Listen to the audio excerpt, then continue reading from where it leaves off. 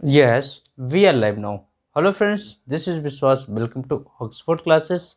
आइए आज हम लोग इस पढ़ने पढ़ाने की दुनिया में कुछ एक नया अंदाज और नए खास चीज़ लेकर के आते हैं दोस्तों, जिसको हम लोग कहते हैं कंजंक्शन। क्या कहते हैं दोस्तों? कंजंक्शन। कंजंक्शन क्या होता है? कंजंक्शन आपको, जैसे कि एक शब्द में मैं कहूँ, कनेक्टिंग वर्ड। क्या कह सकता हूँ दोस्तों? Connecting word. इसको देखिए ज़रा, कनेक्टिंग वर्ड।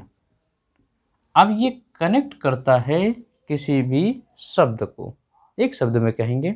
तो आज हम ये सेशन स्टार्ट किए हैं, तो कैसा होगा आप लोग कमेंट बॉक्स में ज़रूर बताइएगा।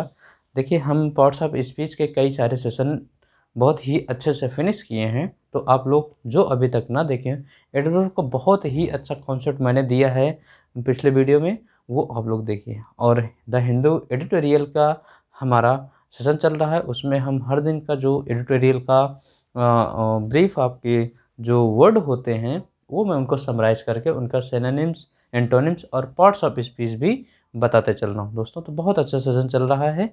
आइए हम आज के सेशन को स्टार्ट करते हैं। देखिए, हमने कहा कनेक्टिंग वर्ड। क्या कहा? Connecting word. अब ये कनेक्ट किसको किसको कर सकता है? देखिए, वर्ड को, फ्रेज को, है ना, देखते चलिए, सेंटेंस को, वर्ड, फ्रेज और सेंटेंस को जोड़ने का जो काम करे वो ये आपका क्या है? कंजंक्शन है। यानी कि आपके दो वाक्यों को जोड़ने के लिए हमको कुछ ना कुछ तो चाहिए। जब कुछ ना कुछ चाहिए तो वही कुछ ना कुछ वर्ड ही हमारा क्या है? कनेक्टिंग वर्ड है। ठीक है दोस्तों, जैसे कि हम कह दें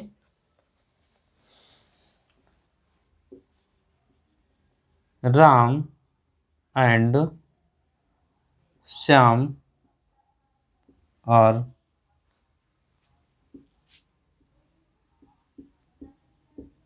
ब्रदर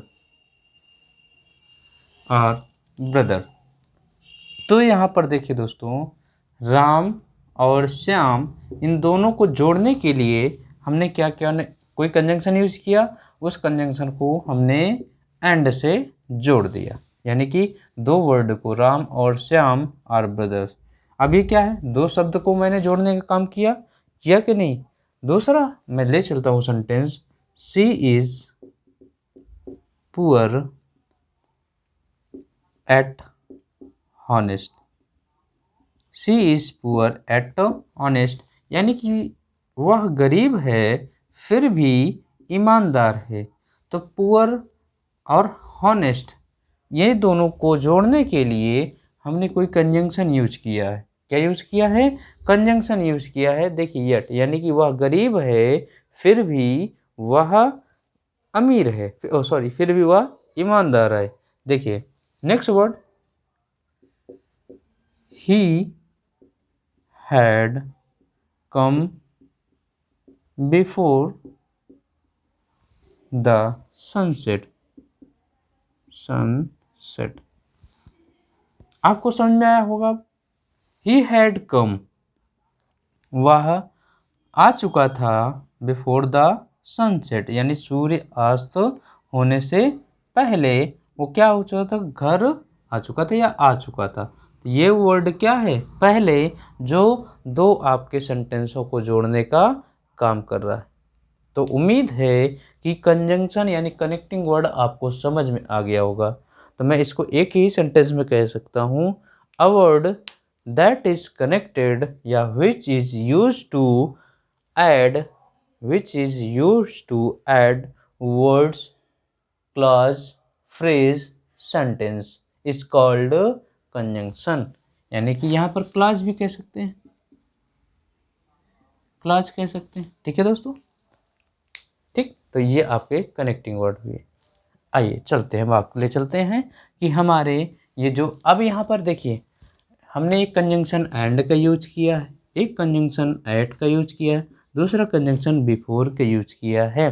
तो इससे एक बात साबित होती है कि हमारे कंजंक्शन भी कई प्रकार के होते हैं। जैसे आइए चलते हैं एग्जाम्पल के थ्रू। तो हेडिंग डाल लीजिएगा, काइंड्स ऑफ कंजंक्शन। तो यहाँ मैं लिख दे रहा हूँ कंजंक्शन आपके दो प्रकार के होते हैं। इसको यहाँ से लिख देता हूँ दोस्तों, देखिए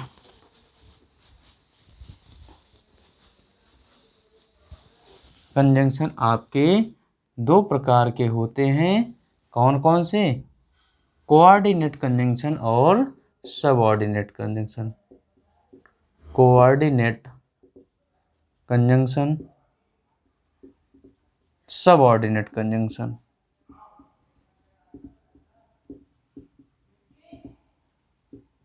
ठीक है दोस्तों, कोऑर्डिनेट कंजंक्शन और सबऑर्डिनेट कंजंक्शन। अब इसमें कोऑर्डिनेट और सबऑर्डिनेट कंजंक्शन क्या है?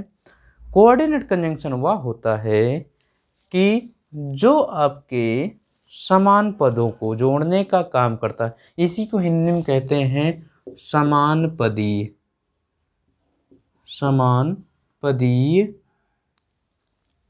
संयोजक, संयोजक वाक्य। और ये है आश्रित पदीय, क्या कह सकते हैं? आश्रित पदीय संयोजक। ठीक है दोस्तों, अब समान पदी यानी कि जब हम इस कंजंक्शन का यूज करेंगे तो दो समान पद यूज करेंगे। क्या करेंगे दोस्तों? दो समान पदों का यूज करेंगे, यानी कि वो दोनों अपने आप में ही इंडिपेंडेंट होंगे। यानी कि इसी को मैं कह सकता हूँ, ये आपका इंडिपेंडेंट हो सकता है, ये आपका डिपेंडेंट क्लॉज होता है। क्या होता है दोस्तों? ये आपका इंडिपेंडेंट, यानी कि ये हमने बताया था क्लॉज आपके दो प्रकार के हो सकते हैं। कौन कौन से? एक प्रिंसिपल क्लॉज और एक सबऑर्डिनेट क्लॉज। ठीक है, क्लॉज यहीं से स्पष्ट कर लीजिए। हमने वीडियो में बताया है बहुत पहले के क्लॉज क्या है। एक आपका प्रिंसिपल क्लॉज होते हैं, प्रिंसिपल क्लॉज। दूसरा आपका क्या होता है? Subordinate clause.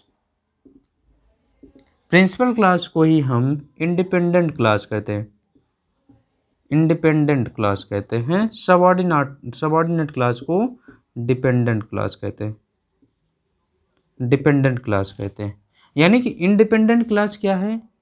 जो पूरी तरीके से स्वतंत्र हो। जैसे मैं कह दूं राम, देखिए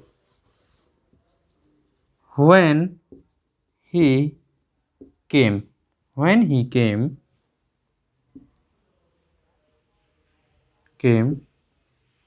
Ram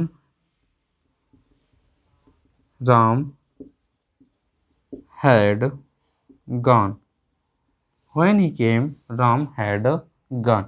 जब वह आया तब राम जा चुका था। जब वह आया तब राम जा चुका था। या इसको मैं इस तरीके से लिख सकता हूँ, Ram had gone when he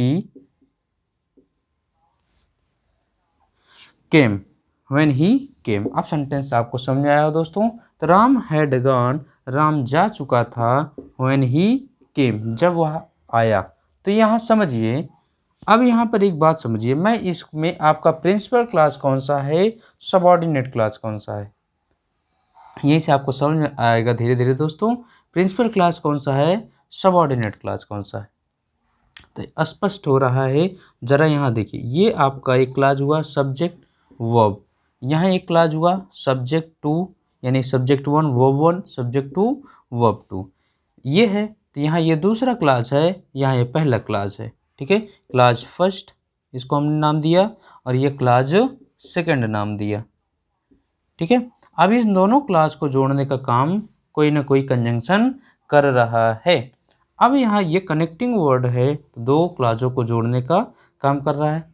तो इसमें अब पहचानना हमारा कौन सा सबऑर्डिनेट क्लॉज है, कौन सा प्रिंसिपल क्लॉज है। तो दोस्तों ये बताइए कि कौन सा आपका क्लॉज पूरी तरीके से स्वतंत्र है, पूरी तरीके से स्वतंत्र है, किसी के ऊपर आश्रित नहीं है।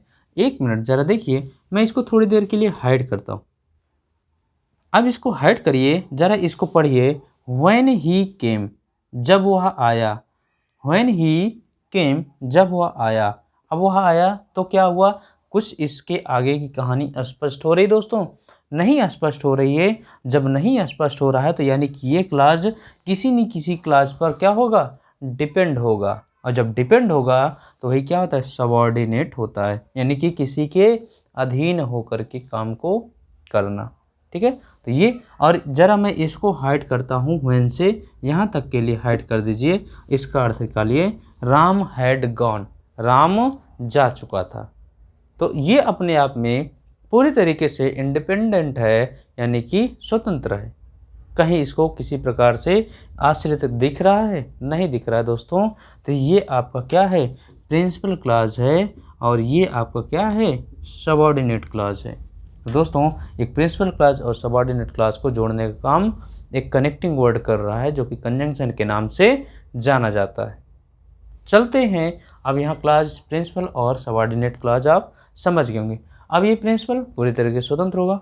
आइए, अब ये सबऑर्डिनेट क्लॉज यानी कि ये किसी न किसी अधीन अपने प्रिंसिपल क्लॉज से जुड़ा होगा, लेकिन जो ये समानपदी है, यानी कि इसके साथ जो भी आपके क्लॉज जुड़ेंगे वो अपने आप में खुद ही क्या होंगे, पूरी तरह से इंडिपेंडेंट होंगे, स्वतंत्र होंगे दोस्तों। अब उम्मीद है कि ये बात आपको समझ में आई होगी। चलें, ले चलते हैं। अब यहाँ पर देखिए, ये है आपका कोऑर्डिनेटिंग कंजंक्शन, समानपदी संयोजक वाक्य। अब इसमें क्या क्या आता है समझिए जरा दोस्तों। अब ये जो समानपदी वाक्य है, इसके भी पार्ट होते हैं। पार्ट होते हैं कितने, 4 पार्ट होते हैं। मैं एक एक लिख रहा हूँ। पहला, क्यूमुलेटिव कंजंक्शन। क्या है दोस्तों, क्यूमुलेटिव कंजंक्शन। ठीक है।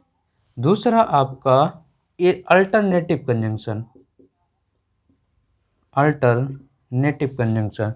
तीसरा आपका होता है इलेटिव कंजंक्शन। चौथा आपका होता है एडवर्जेटिव कंजंक्शन। अब इसकी हिंदी में बताता हूँ। क्यूमुलेटिव क्या होता है, ये होता है दोस्तों क्यूमुलेटिव समानपदी। क्या होता है, समानपदी संयोजक लिख सकते हैं। अल्टरनेटिव, ये वैकल्पिक होता है।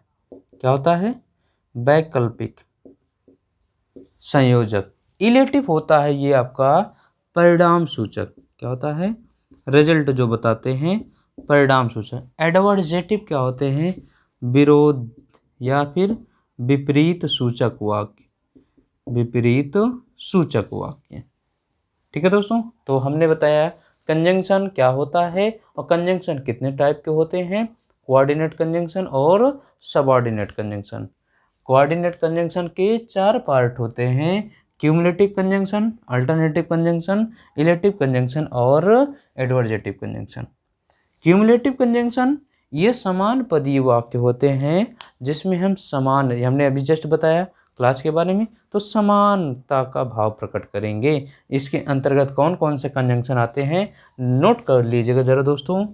नॉट ओनली, ये लिख लीजिएगा, only but also, not only but also. Both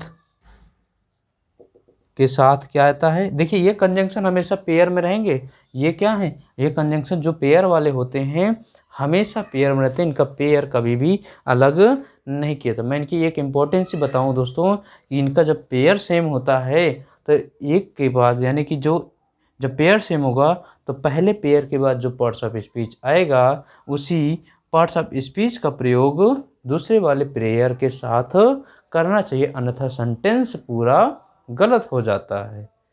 आइए नेक्स्ट वर्ड देखिए दोस्तों, बोथ के साथ ऐड हो गया, as well as, as well as. आपका नेक्स्ट है क्या, एंड। ये आपके कौन से कंजंक्शन है, क्यूमुलेटिव कंजंक्शन है दोस्तों। ठीक है, ये क्यूमुलेटिव कंजंक्शन क्या है, यानी कि 2 स्टेटमेंट को जोड़ने के जो समान पदी के हों। ठीक है, ऐसे कंजंक्शन 2 स्टेटमेंट को जोड़ने का काम करते हैं जो समान पदी के हों, जो समान रूप से भावना प्रकट करने वाले हों। मैं अभी एक एक करके बताता हूं दोस्तों। अब जैसे इसका एग्जांपल दे दें, हाँ यही स्पष्ट रूप से समझा चलते हैं। देखिए, तब एक एक रूप से समझाएंगे दोस्तों। एग्जाम्पल समझिए, Ram not only poor but also honest। Ram not only poor but also honest। तो राम न केवल गरीब है जबकि ईमानदार भी है। तो देखिए, ये देखिए नॉट ओनली के बाद पार्ट्स ऑफ स्पीच में एडजेक्टिव आया है, बट आल्सो के बाद पार्ट्स ऑफ स्पीच में एडजेक्टिव आया है। तो इनका पार्ट्स ऑफ स्पीच भी सेम होना चाहिए और इनका पेयर भी सेम होना चाहिए दोस्तों। बात समझ में है कि नहीं? ये चले भाई, बोले चलिए देखिए दूसरा एग्जांपल, ही इज, देखिए he is both a singer and a dancer. तो he is both a singer and a dancer, यानी कि वह सिंगर भी है और क्या है, एक डांसर भी है दोस्तों। तो यहाँ पर देखिए मैंने बोथ के साथ उसका पेयर क्या लगाया, एंड, और ये इसके साथ पार्ट्स ऑफ स्पीच जो भी है सेम है। ठीक है दोस्तों।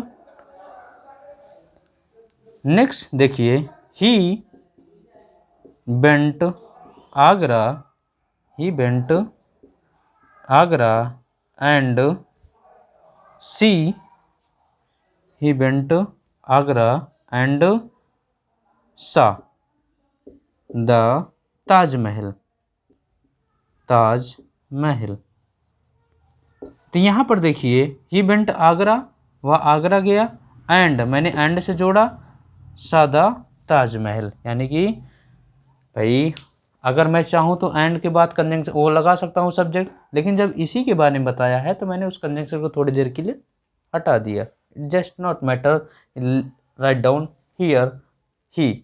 ठीक है ना, यानी कि आपको यहाँ पर ही लिखने की कोई आवश्यकता नहीं है, no need to write down here ही। ठीक है दोस्तों, यानी कि क्योंकि आई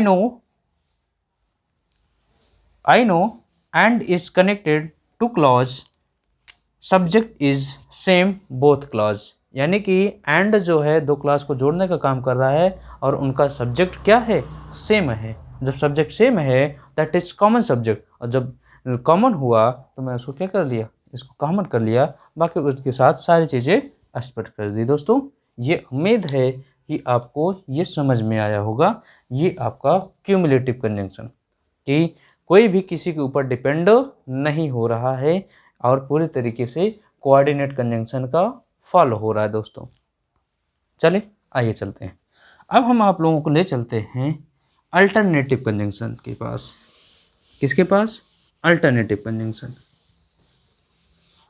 समझ लीजिए, अल्टरनेटिव कंजंक्शन जैसे कि इसके अर्थ से समझ में आ रहा है, अल्टरनेट यानी कि वैकल्पिक की भावना प्रकट करेंगे, ऑप्शनल होगा, है ना, वैकल्पिक होगा। देखिए जैसे हम कह दें, यहीं पर मैं लिख रहा हूँ, देखिए नीदर डॉट डॉट नॉर, इनका पेयर सेम रहता है दोस्तों, आइदर डॉट डॉट और, नीदर नॉर, आइदर और, अदरवाइज इसका कोई पेयर नहीं होता, या फिर इसके बाद इल्स क्या आता है, वैकल्पिक इल्स, या फिर हम लिख सकते हैं और नॉर, यानी कि देखिए आइदर के साथ तो नीदर के साथ नॉर, आइदर के साथ और, अदरवाइज ये आपके हुए इल्स हुआ, या फिर आपका और भी आ सकता है, नॉर भी आ सकता है अकेला कंजंक्शन के रूप में। एग्जाम्पल आइए समझते हैं दोस्तों।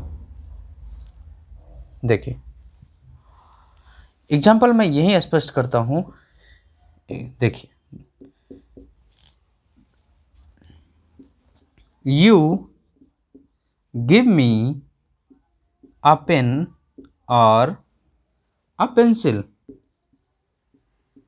अ पेन और पेंसिल। तो यहाँ पर मैंने देखिए दो वर्ड को जोड़ने का काम किया, किससे, इस कनेक्टिंग वर्ड से, यानी कि आपके पास ऑप्शन दे दिया कि you give me a pen, आप मुझे एक पेन दीजिए या फिर अ पेंसिल दे दीजिए, है ना। चलिए दोस्तों नेक्स्ट वर्ड लिखते हैं। देखिए दोस्तों, she can neither touch, she can neither touch nor see, nor can see, यानी कि जिसको हम ना तो टच कर सकते हैं और ना ही क्या कर सकते हैं, सी कर सकते हैं। ठीक है, तो यहाँ पर नीदर और नार का पेयर है दोस्तों। सी कैन नीदर टच नार कैन सी। ठीक है, चले आगे। नेक्स्ट देख लीजिए तीसरा, आइदर सुधा और his brother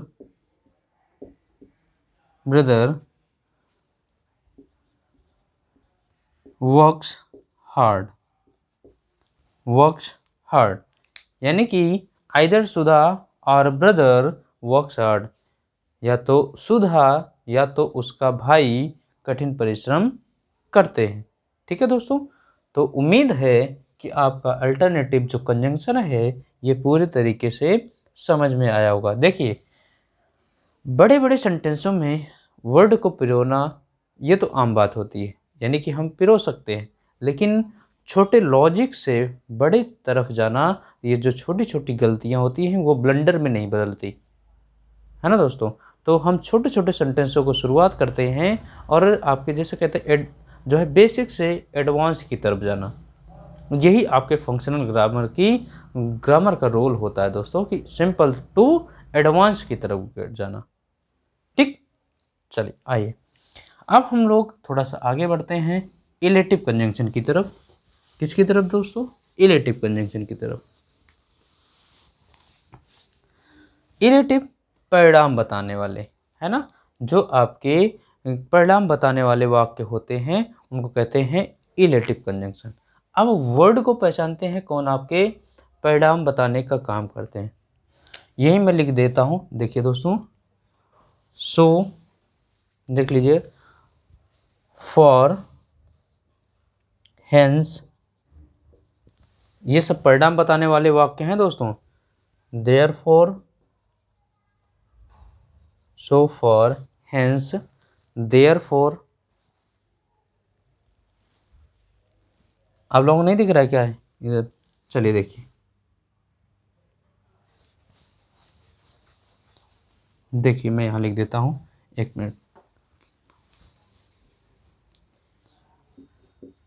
यहाँ लिख देता हूँ, सो फॉर,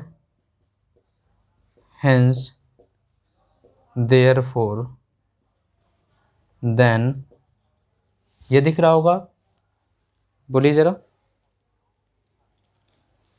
चलिए यहाँ पर लिख देता हूँ देन। ये आपके कंजंक्शन है, connecting word. So for, hence, therefore और देन क्या है, ये आपके अल्टरनेटिव वैकल्प, यानी कि जो परिणाम बताने वाले शब्द होते हैं। ये कनेक्टिंग वर्ड कौन है, यही हैं, सो फॉर, हेंस, देन। ठीक है, चले आगे भाई, चलिए एग्जाम्पल दे देते हैं। It was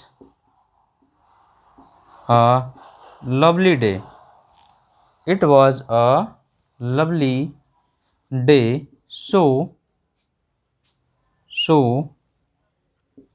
we went for a walk, went for a walk.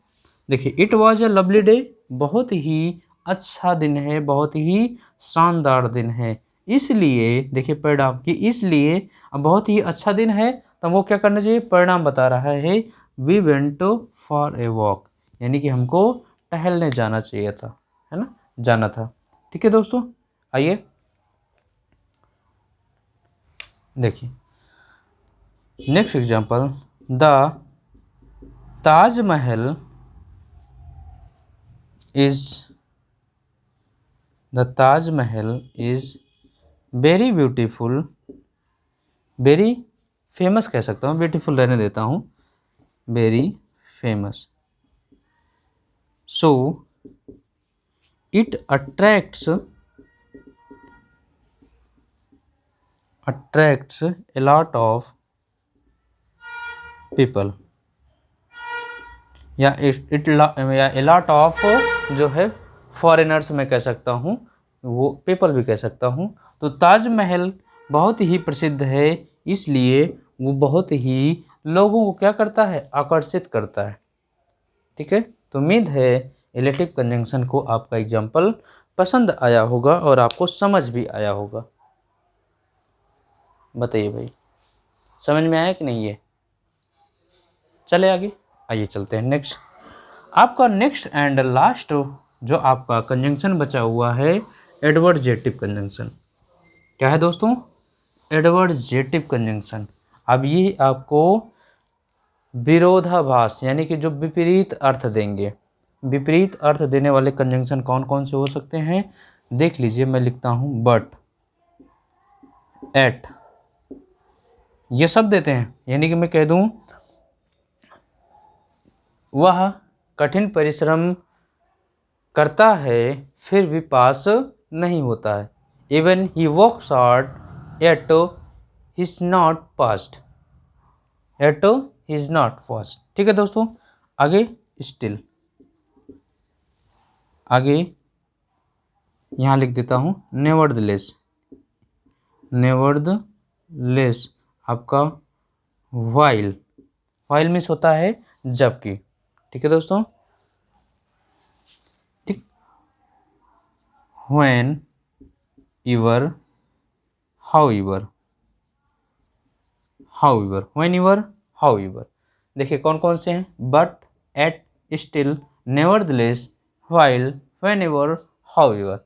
ये क्या है आपके विपरीतार्थ यानी कि जो विरोधाभास प्रकट करने वाले शब्द होते हैं, वो क्या है आपके एडवर्जेटिव कंजंक्शन है।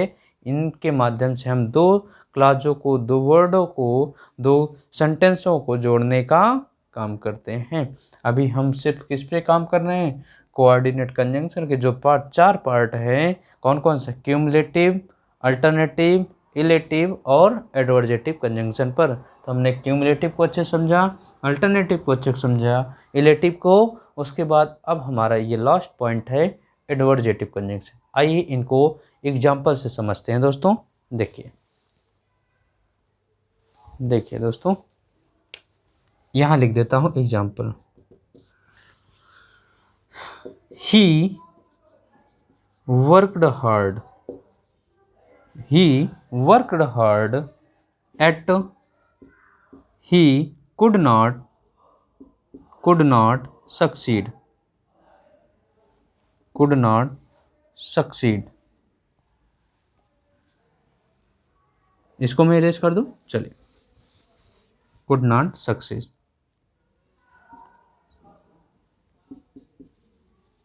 ठीक है, यानी कि ही वर्क हार्ड, उसने कठिन परिश्रम किया फिर भी सफल नहीं हो पाया। ठीक है दोस्तों, देखिए ये टॉप क्या है भाई, विपरीत अर्थ दे रहा है कि नहीं। बात को समझिए कैसे विपरीत अर्थ दे रहा है कि जब उसने कठिन परिश्रम किया तो उसको सफल हो जाना चाहिए था, हो जाना चाहिए था भाई। यदि आप हार्ड वर्क करेंगे, कठिन परिश्रम करेंगे तो निश्चित रूप से आप सफल हो जाएंगे, है ना। लेकिन वो फिर भी नहीं हुआ। जस्ट क्या है, गिफ्ट सेंस एडवर्जेटिव कंजंक्शन, यानी कि एडवर्जेटिव का सेंस दे रहा है, विरोधाभास का सेंस दे रहा है दोस्तों। ठीक है, नेक्स्ट वर्ड ले चलते हैं हम आपको नेक्स्ट एग्जांपल पर, बात को समझिए। देखिए, she is intelligent, intelligent but she is not practicable, practical, not cable, practicable. देखिए, सी इज इंटेलिजेंट, वह बुद्धिमान है, बट लेकिन सी इज नॉट प्रैक्टिकेबल, यानी कि वह व्यवहार के योग्य नहीं है, व्यवहार के योग्य नहीं है दोस्तों, तो कैसे उम्मीद कर सकते हैं। अब यहाँ बात कर रहा है शी इज़ इंटेलिजेंट, वो बहुत ही बुद्धिमान है। ज़रा सोचिए, आपके पास बहुत ही आप दिमाग है, प्रतिभावान है, इंटेलिजेंट है ना, प्रूडेंट हैं, आप विद्वान हैं, लेकिन आपके पास क्या है, व्यवहार के योग्य नहीं है ना, आपके पास नैतिकता नहीं है, व्यवहार नहीं है, तो भाई जस्ट विरोध हुआ कि नहीं। इंटेलिजेंट बंदा होगा, इंटेलिजेंट व्यक्ति होगा तो उसके पास मैनर भी होगा, बिहेवियर भी होगा। तो ये जस्ट क्या है, बिहेवियर उसका जस्ट क्या है, बट लगा करके कि क्या कर रहा है, विरोध उत्पन्न कर रहा है, एडवर्जेटिव का भाव दे रहा है। ठीक है दोस्तों, बोलिए, बात समझ में आई दोस्तों यहाँ तक।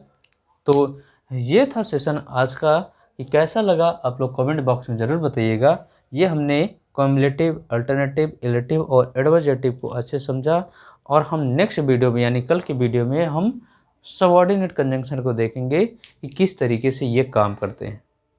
है दोस्तों, तो मिलते हैं नेक्स्ट वीडियो में, तब तक के लिए thanks for watching, thank you.